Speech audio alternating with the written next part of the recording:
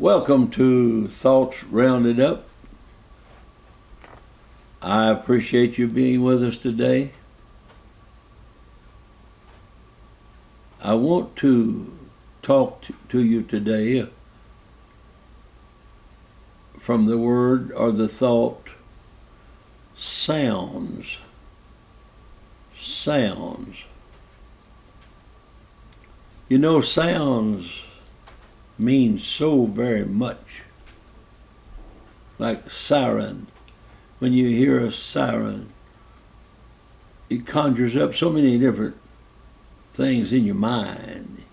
You get to thinking, what's going on? Is it a wreck? Someone sick? Heart attack? Siren. We've become adjusted to hear siren. Sometimes in the town I live in, that when it's bad weather, they do the siren. And sometimes on Saturday, they just test the siren.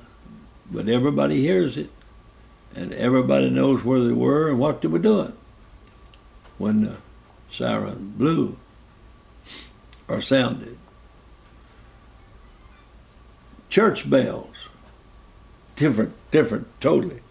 Church bells. Church bells are so peaceful, consoling. I remember at our old country church, I remember when they put the church bell in, and on Sunday morning, to hear that bell, that old bell, it was just so, I guess you could call it just churchy. It was just churchy. Or what about the sound of the ice cream truck ringing its little bell or making it whatever noise or playing a little song on a hot day? You start hunting for change.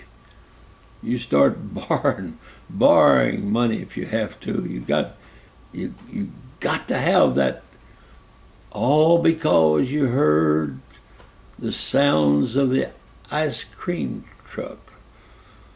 And the old folks, just like the kids, they wanted an ice cream because it was so hot. What about that one lone rifle shot?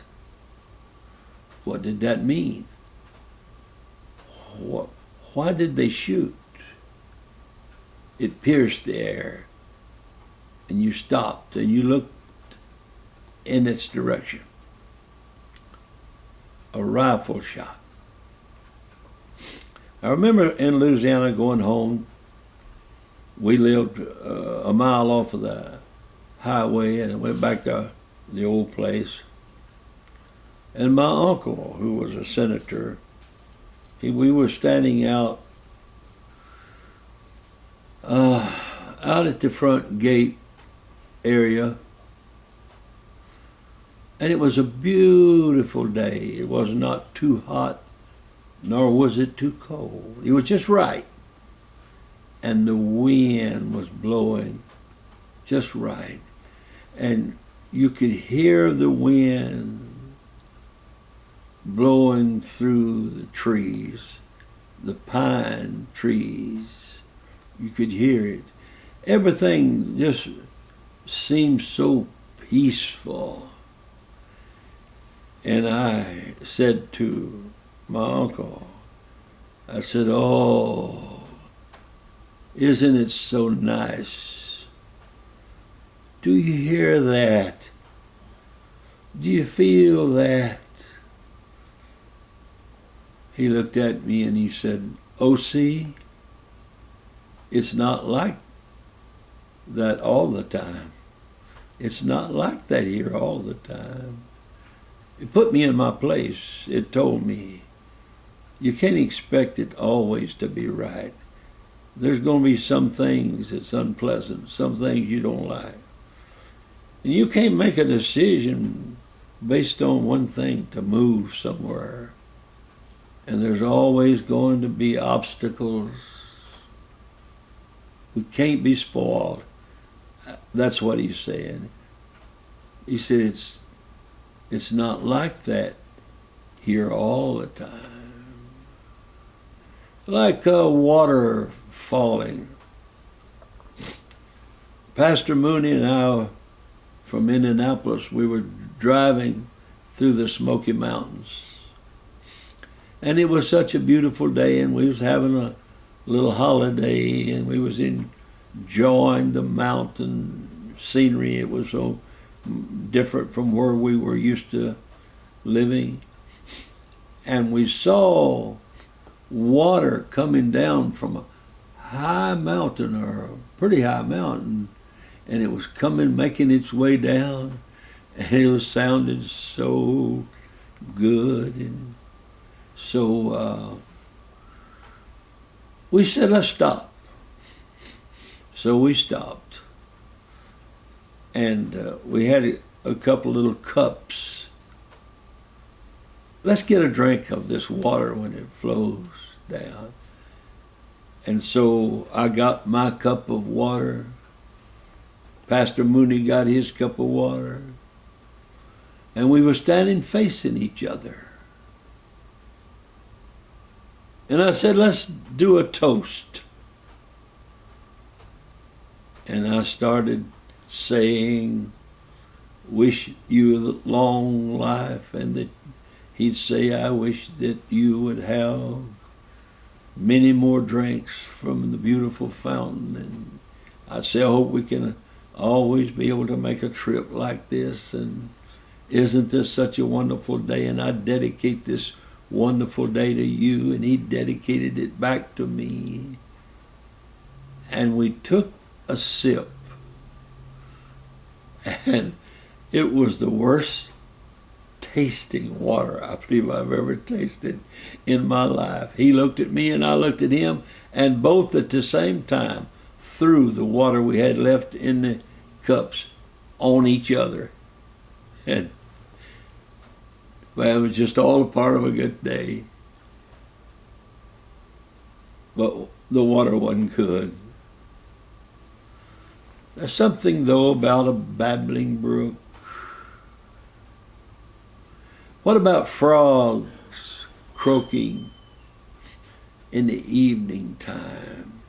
Just before night, the frogs croaking, making their noises.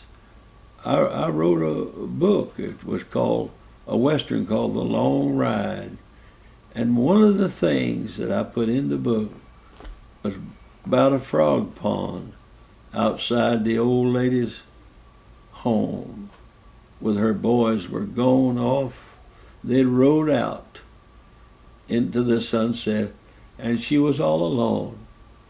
And she would go out there and think about those boys in the afternoon when the frogs were making their sounds. How many times did I remember hearing a whippoorwill?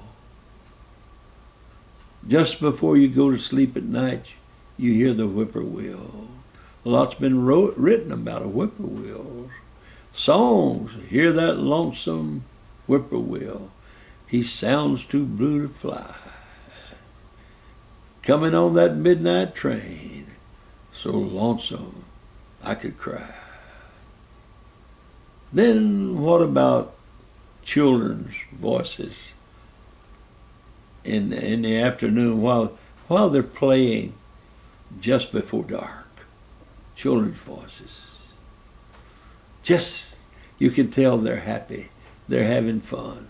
You know when you call them to come in, they're not going to be happy because they're just having so much fun. You can hear it in their little voices. I believe one of the sounds that has meant so much to me, I was in the Navy for 4 years, and I was in a foreign country. I believe it was Port Said, Arabia, if I remember correctly. And I had some time off from the ship that night. Instead of going back in early, I went and laid down where there was still some grass at the beginning of the desert. and you could look out and see the desert out there.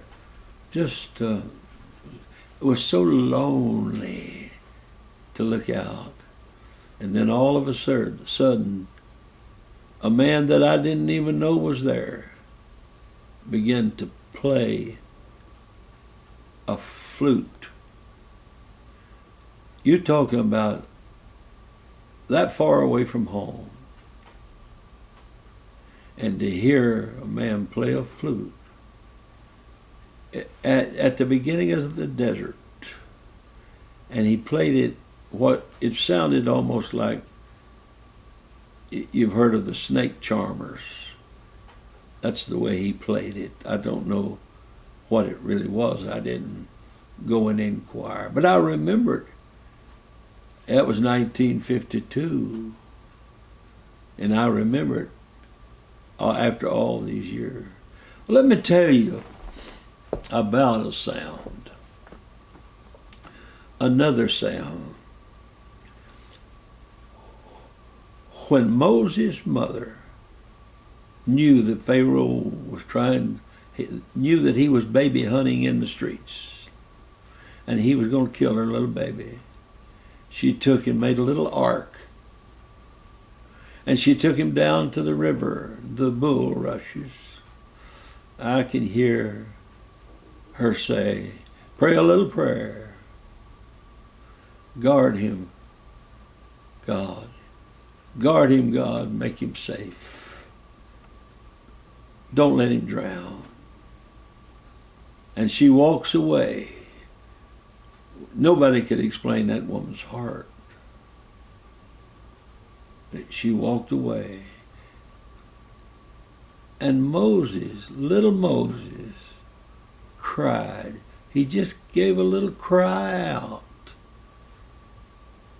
And the princess, Pharaoh's daughter, heard that little cry in the bulrushes. What did that little cry, that little sound of crying, what did it mean? That sound helped win many battles when Moses grew up. That sound helped get the children of Israel out of bondage. What's the Bible say? Don't despise the day of small things. What about the time when David and the children of Israel were surrounded by the Philistines? They had surrounded them, gone down into the valley before them, and God spoke and said, when he was asked by David, should we go to battle? The Lord said, no. Go around behind them and wait till you hear the rustling in the mulberry trees. Not too, it would be just like probably like the wind, just breaking the stillness. And you see the leaves when they begin to dance on their limbs. That's when you go. And of course that's what they did, and they won the battle. There's another sound I would like to point out to you. Acts 2:38 said, and when the day of Pentecost was fully come, there came a sound from heaven as of a mighty rushing wind, and it filled all the place where they were sitting. Cloven tongues like a fire set upon each of them. Sound. Oh, sounds mean so very much. God bless you for being with me.